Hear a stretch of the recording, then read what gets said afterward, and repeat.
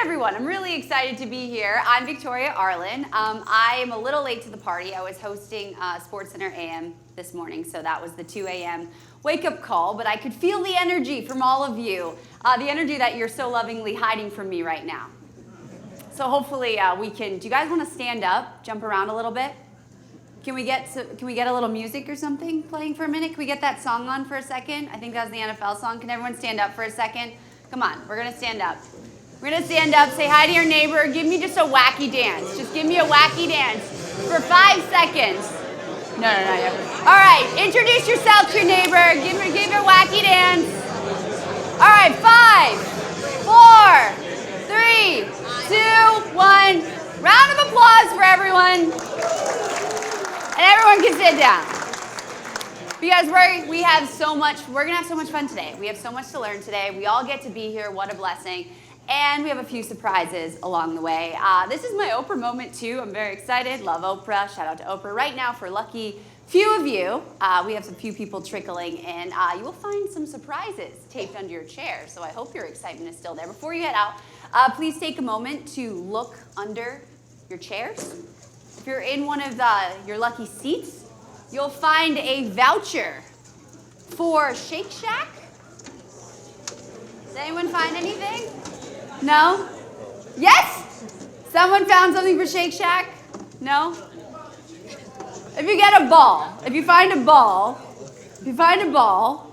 you get a Shake Shack burger or a Portobello burger. All right, shout out to Shake Shack for supporting youth sports. Thank you, Shake Shack. Okay. All right, I'm getting some liveliness here. Thank you, everyone. I appreciate the 5 people that applauded. Okay, I jumped at the opportunity to be able to host NextUp because my life is a testimony to the power of sports, and I wanted to be in the room to be able to support and be a part of the people who are shaping the future of youth and local sports in this country. For me, this hits home in so many ways. Growing up, sports surrounded me and my family. I'm one of triplets. I have 3 brothers. I was a big swimmer, and my triplet brothers and my dad were hockey players. I grew up playing hockey as well. Grew up north of Boston, so at the age of 3, you're all given a pair of hockey skates. But at just 11 years old, sports became what seemed like an impossibility for me.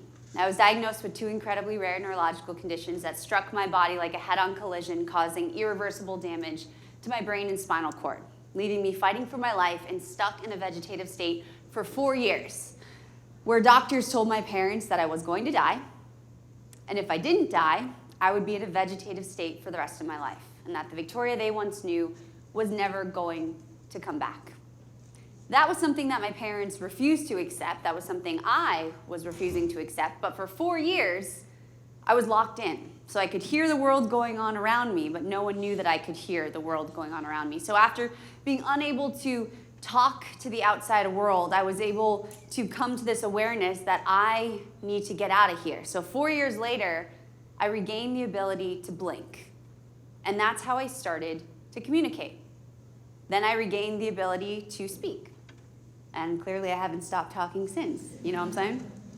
Before long, I could once again use the upper half of my body. The lower half of my body was paralyzed from the waist down. And the idea of playing sports again, well, was far from my mind, but also the athlete of the mentality of an athlete really never escapes you. You know what I'm saying? Because at 5 years old, I told my mom I was going to win a gold medal and be an Olympian.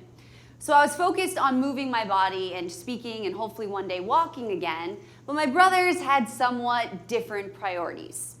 They were determined to get me back in the water as soon as possible. 3 months out of this vegetative state, they were pretty much like, we're throwing you back in the pool. I was terrified. But the minute I was thrown into the water, I realized this is my freedom. This is where I belong. Freedom from a wheelchair, freedom from a hospital bed, freedom from this newfound immobility in some ways, new mobility in different ways, freedom to move forward, from this impossible situation I found myself in. I began to find solace in sports again. I started playing sled hockey with Northeast Passage, which was a local sports organization in New Hampshire, which helps individuals with disabilities find sports again through adaptive sports. And I had watched the world go on without me on the sidelines, and this was me getting back in the game. Because I think we all can agree that you gotta get back in the game.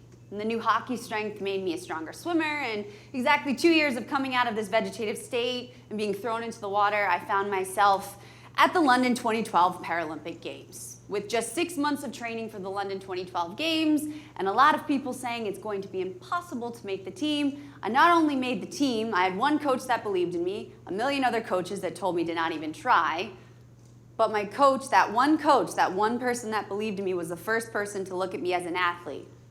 Not as someone who was trying to do the impossible, not as a person with a disability. Within 1 month of training with that coach who looked at me as an athlete, I broke my first world record. Within 3, thank you. Within 3, I went home and took home a gold and 3 silver medals. You people matter in here. At 17 years old, it took one person to just believe in me, and at that moment when the national anthem began to play, I looked at my family. For the first time, they were crying tears of joy. After 4 years of crying tears of pain, wondering if they were going to have to bury their only daughter, they were crying tears of joy. And that's when we knew we were going to be okay. And since 2012, life has been a bit of a whirlwind with the help of, amazing trainers and stuff like that.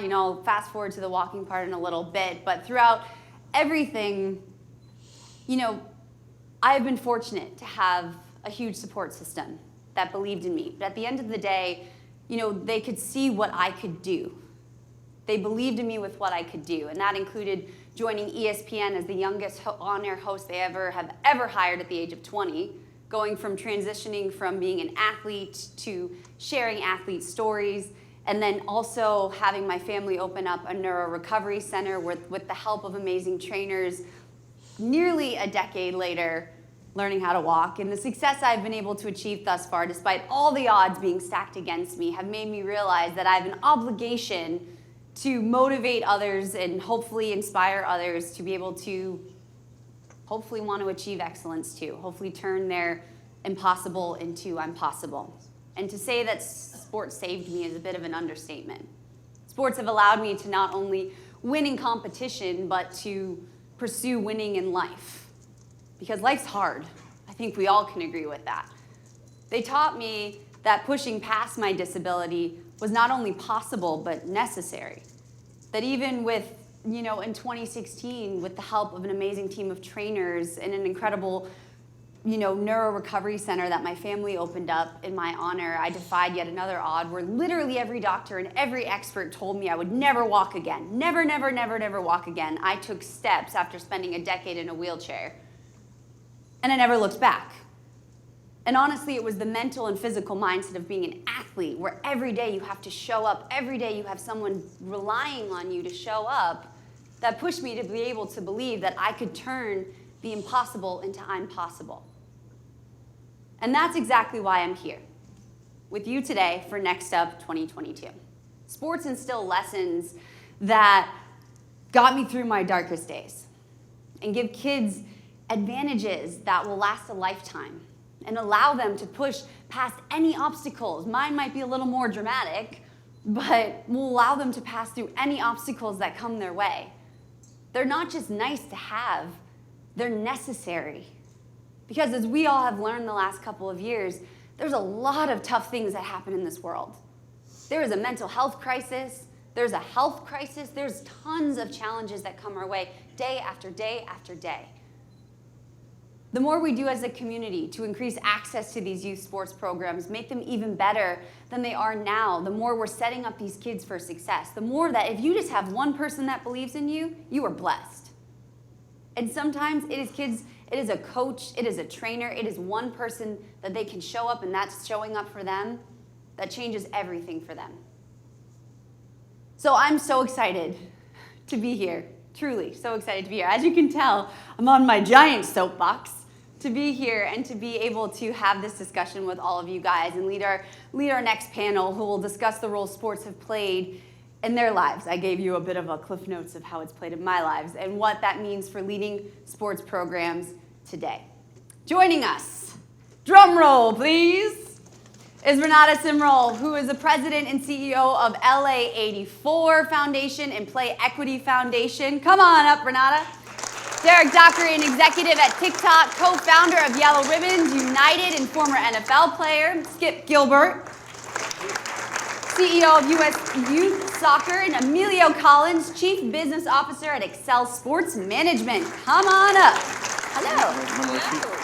My right seat, I guess. Hi, friends. Hello. Okay. Well, shall we? Let's do it. I'm just very excited about this. You guys awake? You ready? Is everyone ready? I feel like we need more energy. Yes.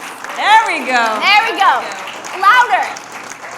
Yeah, thank you. Okay. Shall we? Okay. So we're going to start with you, Renata. So each of you have a story about how sports has had a lasting impact on your lives. Can you tell me what moment in particular really stands out to you the most, that has left the most impact in your life and when it comes to sports? That's a different question than I prepared for. Throwing curveballs. Yeah, you are. I'd say getting through basic training. Yeah. So I come from a family of poverty. I'm one of those kids that, we're desperately trying to save. My mother had 3 kids by the time she was 19. Wow. So teenage pregnancy, we struggled, had a 4th, remarried, and so I was always sort of this awkward mixed kid, and sports was my anchor. It was my sense of belonging. Yeah. All the things that we know. I'm preaching to the choir. All the things that we know that sport did that for me. Yeah. My sister was diagnosed with schizophrenia. My brother was in the gang life, and I could have gone that path as well. But that sense of belonging, that teamwork, really helped anchor me. And so neither one of my parents went to high school or went to college. And so when I got to be a senior, I took that thing called the SAT. I did okay, but I hadn't applied to college. And so when everybody was getting their letters offering where they're going to go to school, I was like, shoot, I think I missed that check on the box. So what am I going to do now? Yeah. And I decided to serve my country and join the military. And all of those things that you tell. Yeah, thank you for your service. But if anybody seen G.I. Jane? Yes. Mm-hmm. All that's true. Wow. And there was a moment that I wanted to tap out. Yeah. 2 weeks into basic training, the mental, the physical, and So is that breakdown before your breakthrough moment? it was because Yeah. I called and my mother answered the phone and I said, I'm done, I'm going to tap out. And my stepfather got on the phone and he reminded me, sports I got from my stepfather, and he reminded me that you made a decision to do something. Yeah. And that you have to stick with it. Mm. And, it's really where I got rooted in, the 4 a.m., the practice. Yeah. I anchored myself on what I had gotten through sport that got me through the military, and it was the best decision I could have made in my life. Wow. That's amazing. Thank you. Yes. It's amazing. What about you, Derek? Most impactful moment for you? I wouldn't say there's just one singular moment. If I was to pick anything, I would say there was a saying that my mom instilled in me at a very young age. Yeah. The cream always rises to the top. Yes. And in that, I was able to utilize that saying into everything that I did and approached regarding sports. And then sports later helped me with that. And just being able to take all the transferable skills that I garnered from sports, teamwork, work ethic, dedication, resolve, Yeah. working well with others, as Congressman already talked about. But my parents were very instrumental, or a catalyst to my success in life, Yeah. because of just their support. And that's why it's important that we're here today, because all of you are a Absolutely. kid's support system, whether in the home or outside of the home. And so sports has been tremendous in my life, where it has allowed me to do a lot of things I never imagined or dreamed of as a young kid.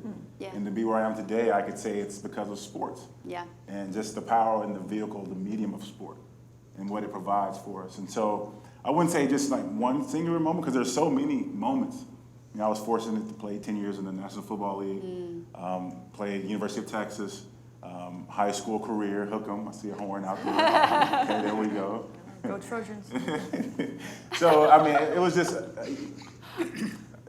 I would say there wasn't a breakthrough moment, but just that saying is just resonated with me at that moment, resonates with me to this day. Yeah. Because I can say even in my new professional career outside of football. Yeah. If I work hard, if I, stay the course, if I put in the work, the cream is always going to rise to the top. Absolutely. Absolutely. What about you, Skip? I think from a character development perspective, Yeah. sport really teaches you just about everything. I say I'm a goalkeeper.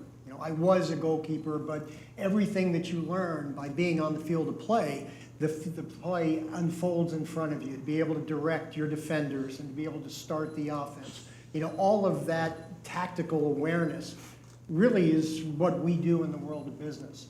But the one point, for me was the value of team and being a part of team. And I just wrote an op-ed, as a matter of fact, talking about in team sports, there seems to be a reliance on the individuality of the player over the benefit of being part of the team. Yeah. And I learned that early on as I was transitioning out of being a youth player and going to college. My first year, I was part of McGuire Cup team in New Jersey. And I would drive from Burlington, Vermont, down to New Jersey every weekend to play for my Cup team. And we had a McGuire Cup semifinals, and it was snowing up in Burlington. And I thought, we had such a packed team of some players that played with me in the NASL and went on to have great careers, that I just thought, I can miss this game. Sunday afternoon, I got a call from my coach, and he said, unfortunately, they didn't need anybody in goal because we couldn't hit the broadside of a barn.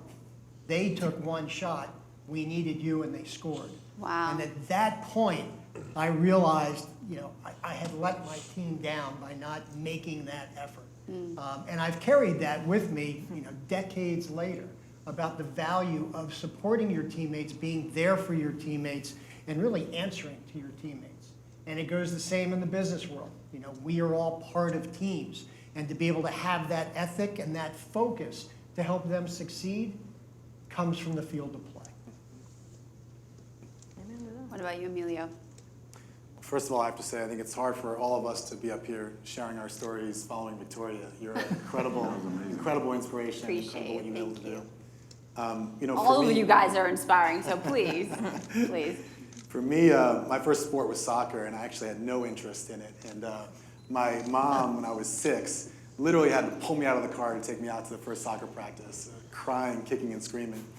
I played soccer for 6 years, and then I found wrestling before 7th grade. And you look at the contrast between a team sport and the values of a team sport and an individual sport. And it's interesting because I was horrible at wrestling when I started, absolutely horrible. My freshman year in college, I had 30 matches and I won 3 of them. And anyone knows wrestling, if someone doesn't show up on the other team, you win by forfeit. Okay, so a couple of those I won by forfeit as well. But that 1 or 2, those victories I had, it was that meaningful to have put the work in to be able to actually win in a competition. So it just taught me the value of hard work and grinding and working hard. And then something pretty unexpected happened to me the start of my junior year. My mother had breast cancer, and she actually wanted me and my sister to just have our own normal high school lives. And this was a single-parent household, so she kind of hid it from us for a while. I found out 2 weeks before she passed, right before the start of my junior year. We didn't really come from a lot of means. We didn't really have a whole lot of resources. I didn't have great grades. I had wrestling, and I loved it.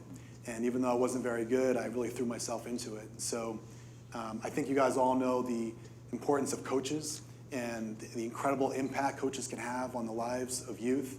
And my coach was everything for me. He was my absolute savior. So that was really the moment for me where I turned to the sport. I trusted him. He was there for me. He guided me. He pushed me.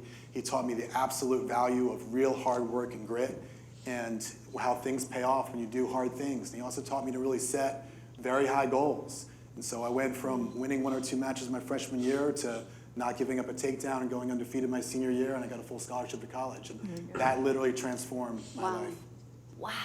Thank you for sharing that. Thank you all for sharing that. Oh my goodness, that's incredible. Absolutely incredible. Well, Derek, I have specific questions now for each of you. Now, Derek, I want to kind of start with you. You went from playing in the NFL to being an intern on Capitol Hill to working your way up for the Speaker of the House and now serving, listen to this, folks, as government affairs executive at TikTok. So I want to ask, what did you learn from playing sports that has enabled you to build a whole new career, and why was sports able to offer you that lesson? Wow. Very impressive, by the way. I literally was like, I can't mess this up because my short-term memory is Dory. So I mean, we're going to talk about it incessantly, about community, about people, infrastructure around you. Like I said earlier, parents. I have an amazing wife. I've been married to now for 17 years. I like to share this story, but it's hilarious. Going from the field to the hill. So I think it was 2007, Obama was running for office. First African-American president. Obviously, man, like, okay, this is, wow, I was never, I hated politics. Like, it was no good. I mean, I was like, looking at like, what comes good from politics? And so I had two teammates. One went to Cal Berkeley, one went to UVA, very smart, politically inclined. My good friend that went to UVA interned on the budget committee where I started my internship. And we would just have these dialogues, these conversations about a myriad of issues, taxes, social issues, national defense. Obviously, it was the war in Iraq at the time, the height of it. And so, fast forward after that, the only thing I could watch on TV, sports and politics. It got so bad, I was watching C-SPAN. And I don't know how many of you guys have ever turned on C-SPAN. Oh. It's very dry, but I love that. And so I was a corporate comms major, did a lot of media, TV, radio when I played.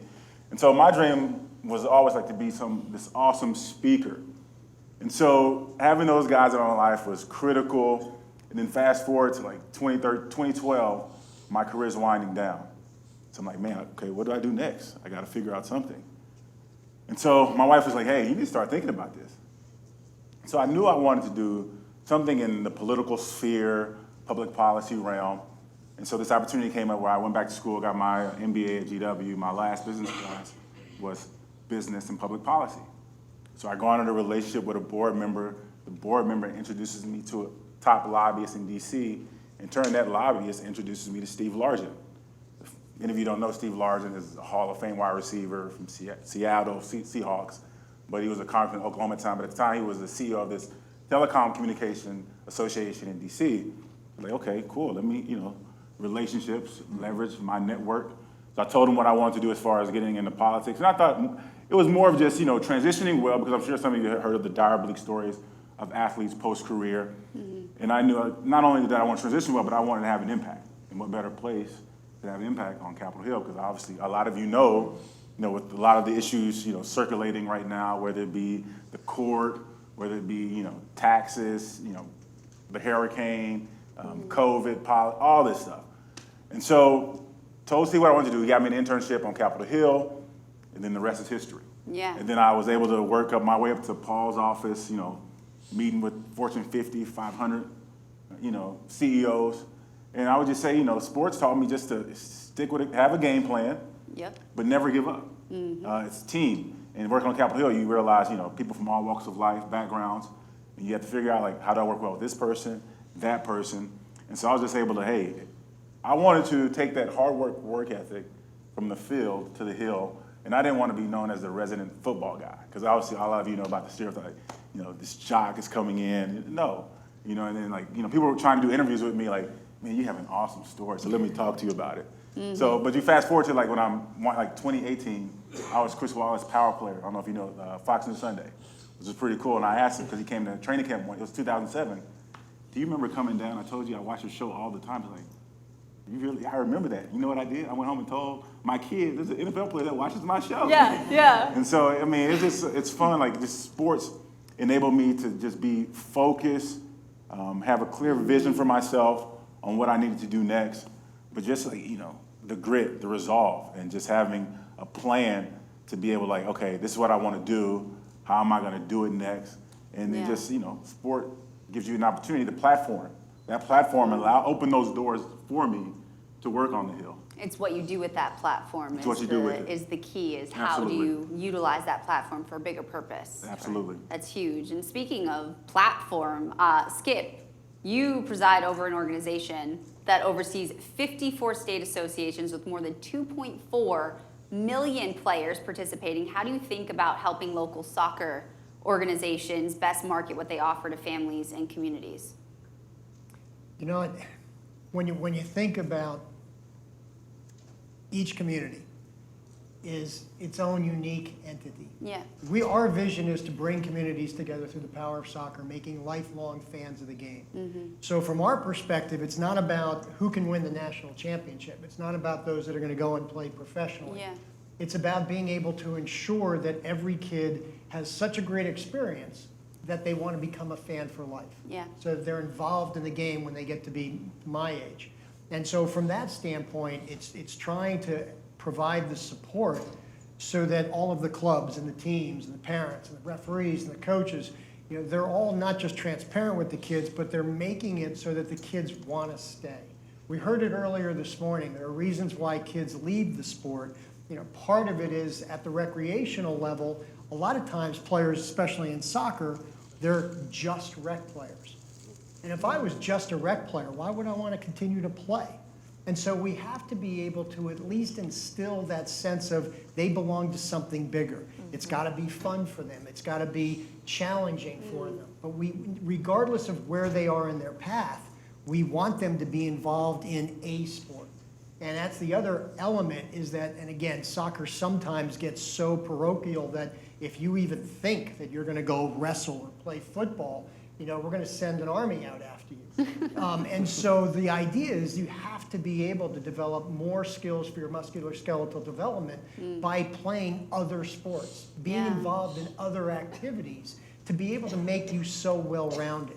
And so from that standpoint, that's what we try to say is to each community, follow those footsteps, but bring your community together, which is going to help make those kids want to be a part of your sport for the rest of their lives. Exactly, is create a more freedom space to play sports, make sports more attainable for people. Now, Renata, you are leading the fight for play equity and ensure that all kids have the advantage of sports. Now, LA 84's mission is life ready through sport. One of the central challenges is that sports are seen as a nice to have, not a central tool for the development of youth and communities. How do we shift the thinking so people understand the universal power of sports? Yeah, we only have 22 minutes.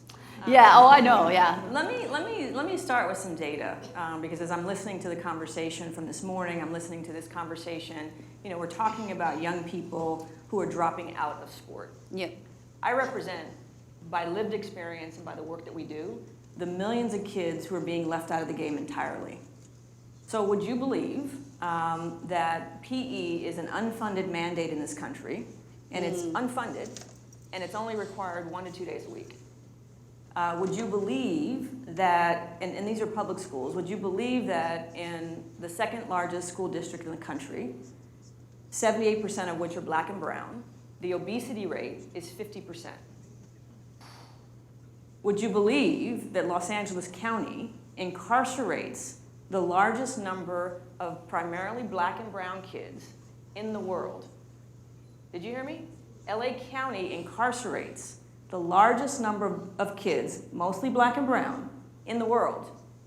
So when we talk about how do we shift mindsets, and when I took over the foundation in 2016, it became very clear to me that I use this analogy that we're pulling kids out of the river with our direct funding to community-based organizations, school-based organizations.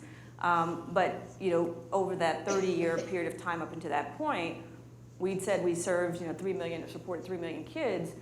It's like now there's 6 million kids that need our support, or 15 million kids in poverty. So nobody was going upstream and asking why are kids in the river in the first place? How do you tackle and address those and dismantle systems that have been designed to keep kids of color, poor kids, out of the game entirely? That there are systems that are designed, and it's us adults that aren't taking the personal responsibility, because we create those systems and then we hold our kids accountable of why they're in gangs, why they're in juvenile hall, why they're in prison, why there's teen pregnancy. And so for me, play equity is about our individual responsibility, but it's also about our collective responsibility, because what I also found was you guys are doing amazing work on the ground. The grassroots organizations across this country are doing amazing work, and we are all talking about it in vastly different ways. That we're talking about belonging, and we're talking about so how can we come together as a collective ecosystem and play equity? Equity in a business sense is value and worth. So how do we bring value and worth to play, to sport? And then how do we collectively, through the power of the Hill, the state of California, Philadelphia, wherever you guys are, and demand that we value sport and play, and as a result of demanding it, that we fund it. And we're gaining momentum since we launched Play Equity in 2018. The governor in the state of California started a council on physical fitness and mental health. I'm one of the council members that sit on that task force. Ronnie Lott and the first partner are co-chairs. Ronnie Lott from San Francisco Giants? 49ers? They just creamed the Rams on Monday, so I probably wanted to forget about Football. And now that I have her ear, I'm saying, why can't we have PE be a funded mandate? Yeah. Why can't we have after-school sports in our public schools? Why can't we open schools in those communities that don't have access to parks and open space? And she's now starting to pay attention, and I think that is how we start to shift mindsets, our individual responsibility of being intentional about reaching across communities of color and bringing them into your private clubs or your travel teams or what have you, and making economic barriers making economics not be a barrier. And then how do we collectively share a narrative that starts to shift the mindset to value the important role that sport and play has in all of our lives. And would you say even just today it starts with a conversation? It starts with this conversation here. It does, In a but sense. you guys are all converted. We all know this. Yeah. We all know this. We've been talking about it for decades. The LA84 Foundation has been in this business for 37 years. Yeah. I just got back from Rome. The Pope talks about this. Sport at the service of humanity, access for all, sport for all. So I think it's really about action. Jeremy, Benita, Jared, as part of the Plays Coalition that the Congressman Allred talked about. So there are these coalitions that are starting to develop. So I'd say take action. Fund the work that the Plays Coalition is doing. Fund organizations like the Play Equity Fund. If you're a club team or a travel team, what are you doing to provide scholarship for kids who can't afford to travel? What are you doing to provide equipment? And so I think that's our individual responsibility to take action. Like our democracy, sport is a team sport. So what role are you playing to level the playing field so all kids have access? You ask yourself that question. Yeah. We think we can all ask ourselves that question, yeah? Absolutely. I like the applause, yeah? Yeah, thank you for that. All right, Emilio, sports has given you a lot. Now, each of us obviously are trying to change the landscape in sports and have been trying, have had an impact. Sports has impacted us in different ways. But for you and your community and your world, it's impacted you in a great way. Wrestling impacted you in a great way. What is the contribution and initiative that you're most proud of when it comes to how you're trying to positively impact the sports landscape? Sure. I guess I'd look at that on two fronts. One, across our business, Excel Sports Management, and the work that we do. And then secondly, personally, Excel, we represent about 500 major sports personalities across basketball, golf, football, baseball, some other individual sports, in addition to advising brands, sports teams, properties, a wide variety of sports marketing. We have the privilege of representing some of the most iconic individuals in the world, from Tiger Woods to Peyton Manning, and so on. So we take it very seriously to make sure that, A, we partner with individuals that understand the power of their profile and the impact they can have. And so we tell people all the time, look, if you don't stand for something, you can fall for anything. So what is it that you're passionate about, and what are you going to really make an impact around in the community? And so you see it run the gamut from Kevin Love and mental health, to CJ McCollum with social justice, to many of our athletes having major initiatives against gun violence. So all of our athletes, of course, have very important causes that they focus on, and we have the infrastructure to help support the development of those and ultimately the rollout and impact those programs can have. So it's using that profile to really make sure that we're making an impact. Secondly, a lot of it comes from just storytelling too. We've gotten into a lot more content and storytelling as an agency and invested in that. So if any of you saw Derek Jeter's documentary, The Captain on ESPN recently, that was one that we developed. And so just telling those stories of leadership, of life lessons, the things that have really impacted high-profile personalities beyond the economics and the fame and fortune and all that. What are the ways in which sports have really made them good people? Right? Because that's what you really need ultimately to take away. I'd say personally for me it is very much about providing access. And so I'm on the board of an organization called Beat the Streets. We run about 125 wrestling programs here in the New York City area. It just provides access to kids who wouldn't have it. We have 75% of our membership is black and brown kids in the community. They would never have access to this type of not only athletic development in wrestling, but we use it as a platform for full life skills development. So we do career training and development, we do speaking, we do mentorship, you name it. We have to be able to take the connection that kids have to sports and teach them broader life skills, right?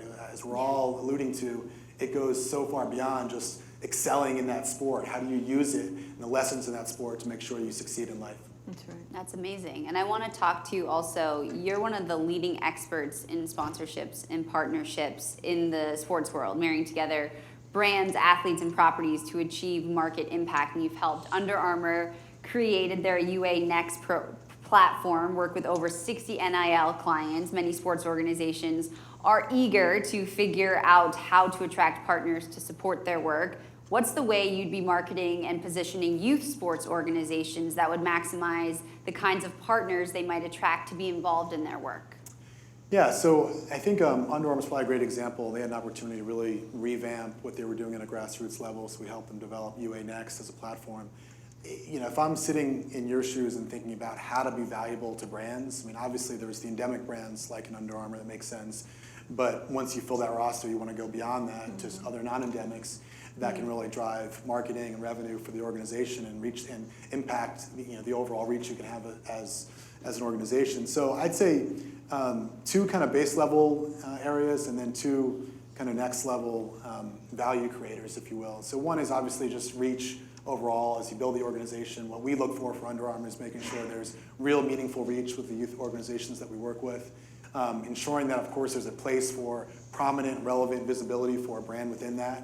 So that's kind of baseline. I think what then makes it a little bit harder is you go a level deeper, not only having that reach, but having real meaningful engagement in your membership, right? What's the data you're able to provide to partners? What are the ways in which you're really engaging membership day to day? And then how can you relay that engagement over to a marketing partner?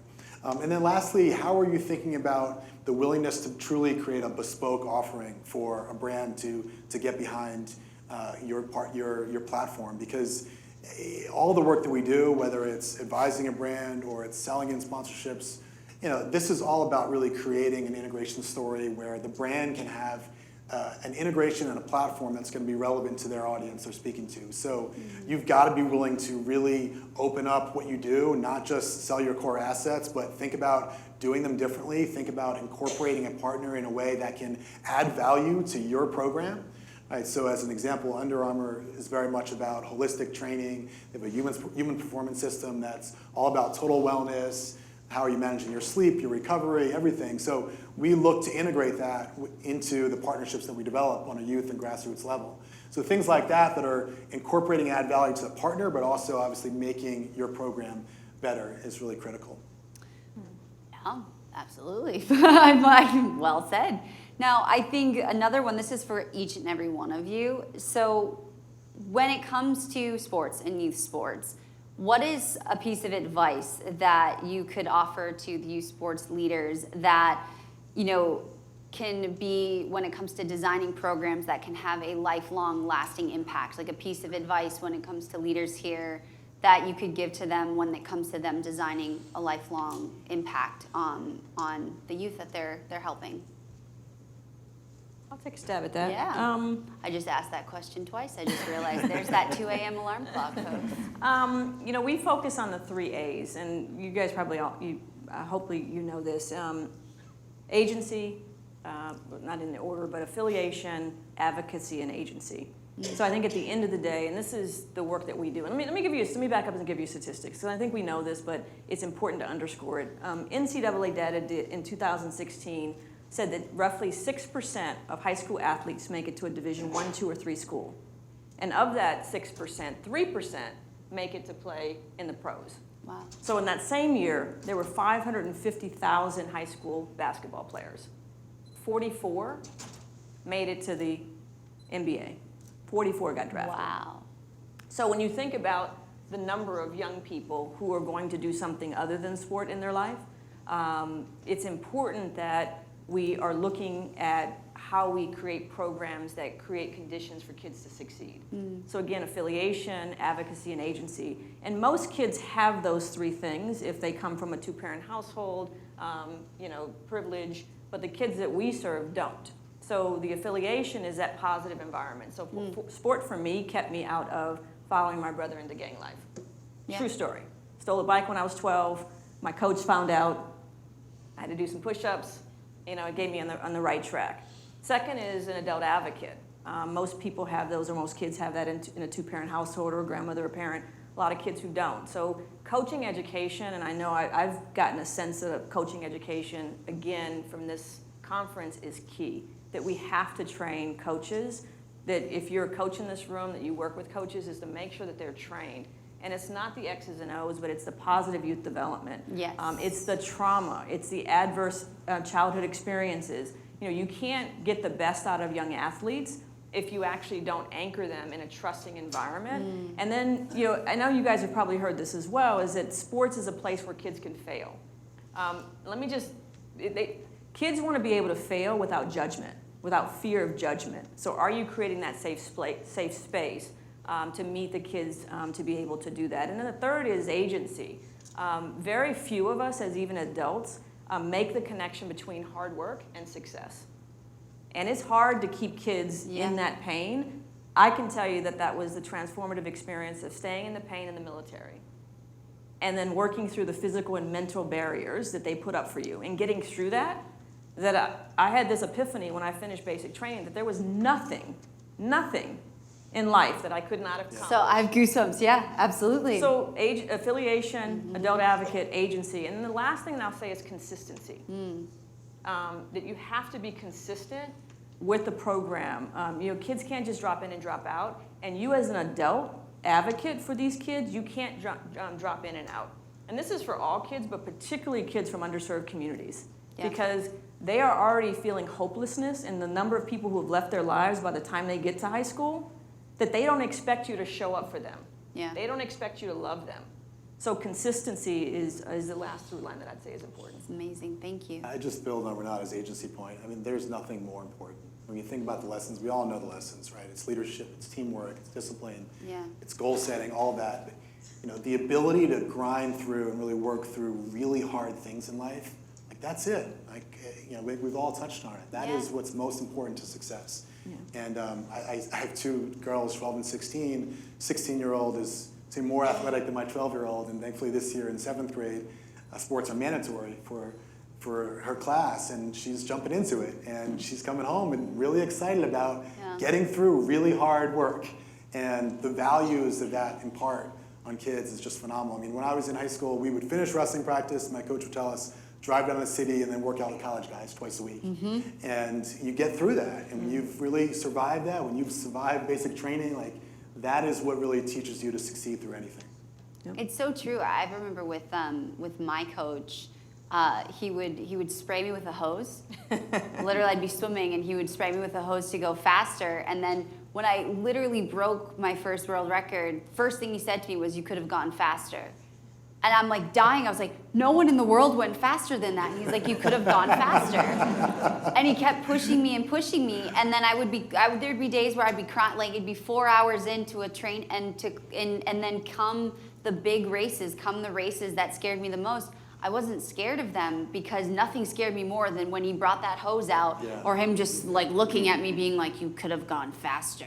But I think that there's a balance in doing that today. Exactly. Because the kids that are coming up, Yeah. they're soft. Yes. Yes. I'm just There's gonna a say balance, it. yeah. And I'm going to tell you, my 15-year-old, I'm having to hold him accountable to kind of walk through tough stuff. Yeah. And as a parent, it's tough. As a coach, it's tough because you don't want to see kids struggle and suffer. Yeah. And so the world has changed for this next generation of young people Yeah. who are coming up, and that doesn't always work. So I think that You there's have to find that balance. You have to find yeah. that balance. And he knew when to Yeah. when to soften up though. Like he knew when like the lip was starting to quiver and he was like, good job. And I'd be like, oh, thank you so much. But Yeah. they're calling them the teacup generation. You know, because Yeah. the parents have hovered over the kids. You know, this last generation. It's like they don't let them fail. You know, I was an adjunct professor at USC. I taught my last class was a freshman course, and when parents were calling me because I gave their student a C, I'm like, what in the world have we done to our children? So Yeah, the there balance is important. a balance. Sorry, Derek, I'll let you go. Yeah. Oh, sorry, There's, do you want to go? there's also one other thing that I like to recommend is to give the athletes a voice. Yes. When I Give a started voice. at US Youth in January 2020, my first week we had a board meeting, and all 54 states were sitting around just to see who the heck I was. And one of the things that I had suggested was to create athletes advisory councils Yep. from each age group, so that at least the athletes felt like they had the voice. And typically, which happens to adults, is one of our presidents stood up and said, that's a complete waste of time. I've been in this sport for 30 years and I know exactly Wow. what the kids want. Wrong answer. Yep. Yes. And so again, at the community level, you know, give the athletes a chance to be able to provide feedback. Yes. Because then they buy into the system a little bit more, at least if they know that they have a voice. Mm-hmm. And if you can do that, hopefully, again, it just elevates the whole program. Yeah. Ask kids what they want.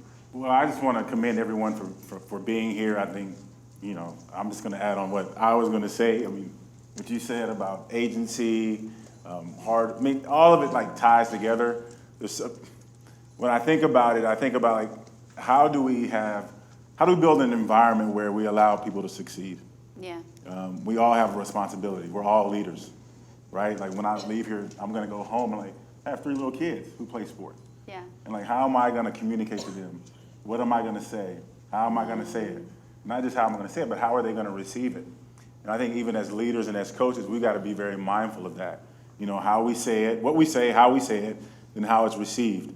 And I think, I mean, if we can really focus in on that, be inspiring, caring, compassionate. You know, one size doesn't fit all. Yes. You know, I grew up with hard coaches. Yeah. My coaches could say anything to me. That motivated to me. I respond and do better when people are on me. But you talk to my kids or no, like I have a story. So I was coaching my son who's 13, 12 now, but I think he was 6 at the time, and he's playing flag football. And I was like, son, you gotta wrap up. You guys are just going in there to fly. Like, Dad, you hurt my feelings. I was like, what? I was like, okay, and then they told me something like, how you say it matters. Yeah. And so we got to be very judicious and thoughtful how we approach today's youth, understanding that tomorrow's youth are tomorrow's leaders. That's right. Yeah. And what are we going to do to cultivate and build people up? You think about what's going on in the world, like, man, like just, I think about sport and just how it's the greatest unifier in the world and what it does Yeah. for just people in general, but communities, what it does for our country, what it does for the world. I mean, you can go back through time, like, you know, Nelson Mandela, Jackie Robinson, I mean, Yeah. even now Colin Kaepernick, I mean, this whole social movement and what it's Right. doing for our country.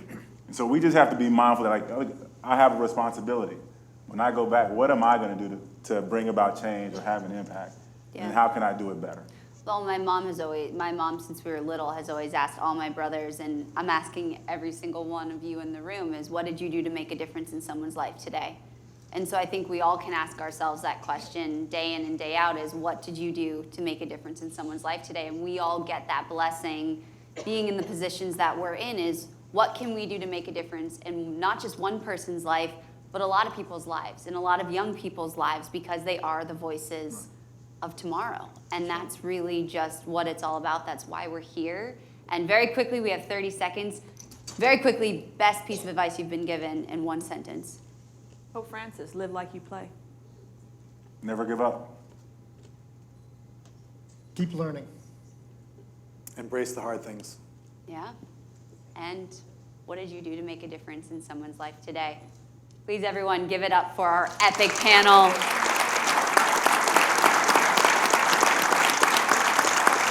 Thank you, everyone. We need a stand-up applause for everyone here. Come on now.